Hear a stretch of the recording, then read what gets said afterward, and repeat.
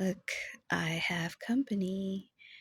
And in fact, this is what's inspiring me to read this particular chapter from The Illuminaries by Eleanor Catton. If you're new to this channel, welcome. This is basically where I read different passages, or in this case, chapter. It's very short, about 4 pages, that I find interesting or intriguing or has an idea that I want to explore more or keep. Or maybe I got introduced to a new word that I've not heard before. So I'm going to read 4 pages, and this is the final reading from this book. It's close to the end. There are 2 more videos prior to this. If you've enjoyed it so far, go ahead and look for a copy and have a read. Okay, so here we go. First point of Aries, in which a steamer arrives in Port Chalmers from Sydney, and 2 passengers are roused before the rest. Anna Witherell's first glimpse of New Zealand was of the rocky heads of the Otago Peninsula, mottled cliffs that dropped sharply into the white foam of the water, and above them a rumpled cloak of grasses raked by the wind. It was just past dawn. A pale fog was rising from the ocean, obscuring the far end of the harbour, where the hills became blue and then purple as the inlet narrowed and closed to a point. The sun was still low in the east, throwing a slick of yellow light over the water and lending an orange tint to the rocks on the western shore. The city of Dunedin, is it Dunedin? Dunedin was not yet visible, tucked as it was behind the elbow of the harbour, and there were no dwellings or livestock on this stretch of coastline. Anna's first impression was of a lonely throat of water, a clear sky, and a rugged land untouched by human life or industry. The first sighting had occurred in the grey hours that preceded the dawn, and so Anna had not witnessed the smudge on the horizon growing and thickening to form the contour of the peninsula as the steamer came nearer and nearer to the coast. She had been woken some hours later by a strange cacophony of unfamiliar bird calls, from which she deduced rightly that they must be nearing land at last. She eased herself from her berth, taking care not to wake the other women, and fixed her hair and stockings in the dark. By the time she came up to the iron ladder to the deck, wrapping her shawl about her shoulders, the fortune wind was rounding the outer heads of the harbour, and the peninsula was all around her, the relief sudden and impossible after long weeks at sea. Magnificent, aren't they? Anna turned. A fair-haired boy in a felt cap was leaning against the port-side rail. He gestured to the cliffs, and Anna saw the birds whose rancorous call had roused her from her slumber. They hung in a cloud above the cliff face, wheeling, turning, and catching the light. She came forward to the rail. They looked to her like very large gulls, their wings black on the tops and white beneath, their heads perfectly white, their beaks stout and pale. As she watched, one made a low pass in front of the boat, its wingtips skimming the surface of the water. "Beautiful," she said. "Are they petrels or gannets, maybe?" "They're albatrosses," the boy was beaming. "They're albatrosses. Just wait till this fellow comes back. He will in a moment. He's been circling the ship for some time. Good Lord, what a feeling that must be. To fly! Can you imagine it?" Anna smiled. She watched as the albatross glided away from them, turned, and began climbing on the wind. "They're terrifically good luck, albatrosses," the boy was saying. And they're the most incredible flyers. One hears stories of them following ships for months and months, and through all manner of weather, halfway around the world sometimes. Lord only knows where these ones have been, and what they've witnessed for that matter. When it turned on its side, it became almost invisible, a needle of white pale against the sky. Isn't that beautiful? A needle of white pale against the sky.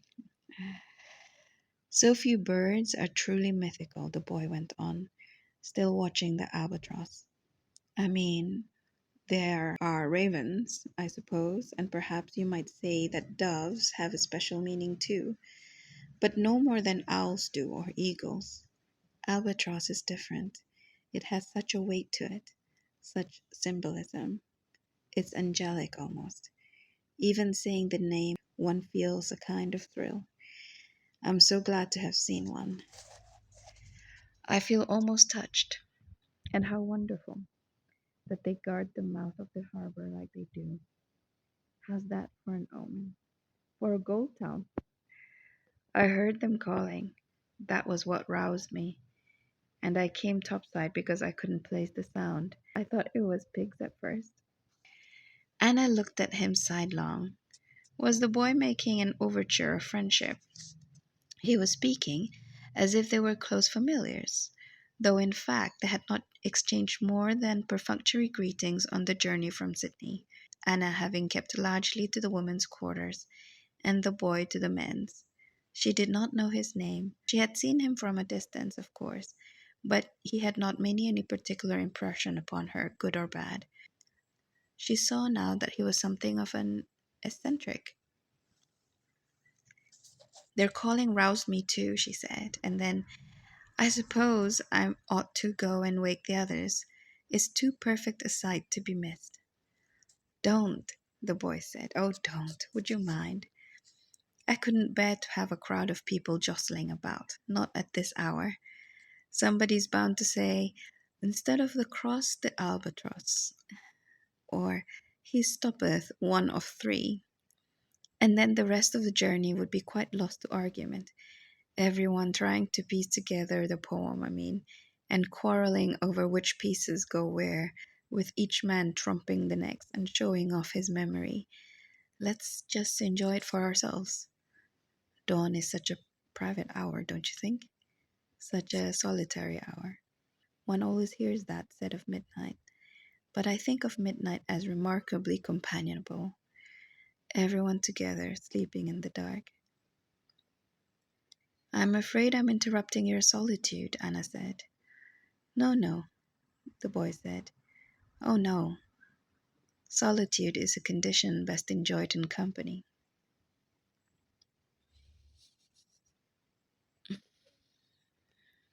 He grinned at her quickly, and Anna smiled back. Especially the company of one other soul, he added, turning back to the sea. It's dreadful to feel alone, and really be alone, but I love to enjoy the feeling when I'm not. Hark at him, the beauty. He'll circle back in a moment. Birds always make me think of ships, Anna said. He turned to her, eyes wide. Do they? He said. Anna blushed under his direct attention. The boy's eyes were a deep brown. His brows were thick, and his lips very full. He was wearing a felt cap with a flat brim. Beneath it his hair was a dark gold, rather unruly where it curled around his temples and over his ears.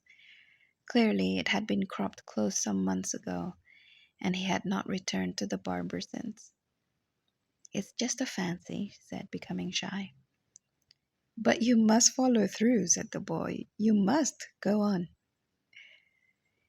Heavy ships are so graceful in the water, Anna said at last, looking away. Compared to lighter crafts, If a boat is too light, if it bobs about on the waves, there's no grace to its motion. I believe that it's the same with birds. Large birds are not buffeted about by the wind. They always look so regal on the air. This fellow, seeing him fly is like seeing a heavy ship cut through a wave. They watched as the albatross circled back to make his pass again. Anna stole a look at the boy's shoes. They were brown leather, tightly laced, neither too shiny nor too worn, giving her no clues about his origin. In all likelihood, he was coming to make his fortune on the Otago goldfields, like every other man on board. "You're quite right," the boy cried. "Yes, indeed. It's not at all like watching a sparrow, is it?" He waited. "Exactly. Like a ship. Exactly so." "I should like to see him in a storm," said Anna. "What a peculiar wish," said the boy, delighted. "But yes, now that you say it, I believe I feel the same way. I should like to see him in a storm as well." They lapsed into silence. Anna waited for the boy to offer his name, but he did not speak again, and presently their solitude was interrupted by the arrival of others on deck. The boy doffed his hat, and Anna dropped a curtsy. In the next moment he was gone. Anna turned back to the ocean. The colony was behind them now, and the grunts and squeals of the albatrosses had dwindled to nothing, swallowed by the deep thrum of the steamer and the great roaring hush of the sea.